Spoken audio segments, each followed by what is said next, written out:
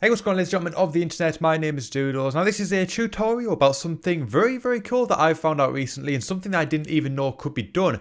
And maybe this is very common knowledge in the music industry, however, if it is, no one ever told me about it. And I only came across it on the off chance.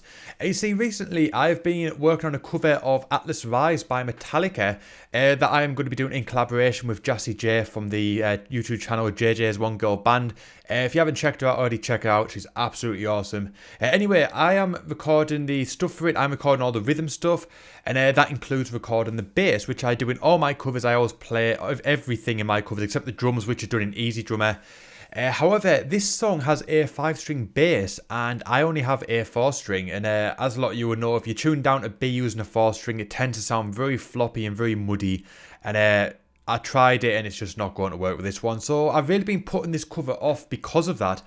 However, I recently got Native Instruments Komplete 11, which I've got for university, and I decided to try out one of the bass simulators. It's got so much stuff on it, including guitar and bass simulators, where basically you play the MIDI and it plays it as if it was playing it on an actual instrument. So a few people that already watch my channel, you've seen it before, you probably know how I do my covers. For majority of them, I tend to get the Guitar Pro track of something like Ultimate Guitar. I load it up into my DAW, I load all the MIDI tracks in, I put the drum track, I load it with Easy Drummer, and then for all the other instruments such as the bass, the guitar, the vocals, etc., I use Toontrack's Easy Keys, just so I've got an audible version to follow when I'm recording all the instruments. Then basically, once I've got it all loaded up, I basically just go and record everything, and then I remove the MIDI as I go. So if I was recording all the instruments as normal, this is what it'd sound like.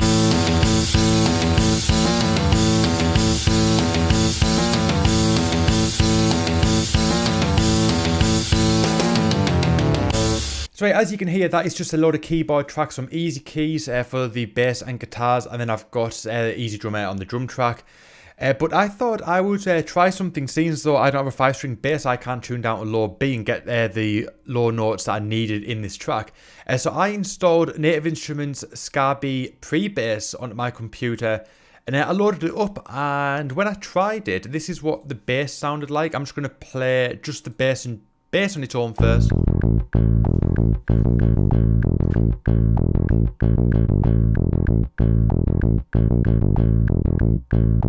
And with the drums.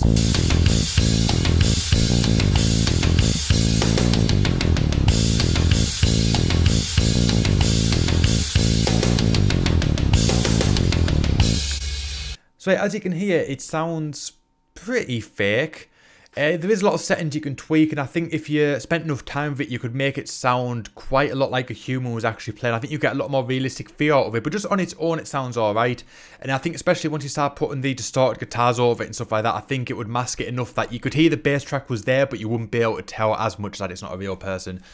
But the tone, it's the tone that gets me. It doesn't sound real. I think the playing sounds fine. The actual playing of the notes, it's just the tone doesn't sound quite right. So last night, I was just sat and I just thought, I wonder whether something like bias effects would work. I wonder if you could use bias to for the amp tone, whether that would give a more realistic sound to it, which I didn't think it could because I didn't know bias would be able to pick up the MIDI tone. I know you can't run MIDI through bias, or at least not in this way. You might be able to if you do something else, but not in this way that I'm doing now.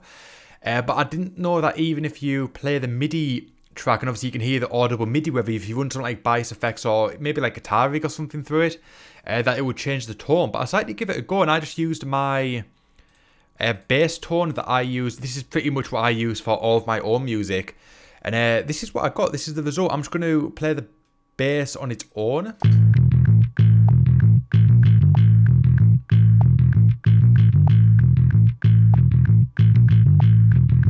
And then with the drums again.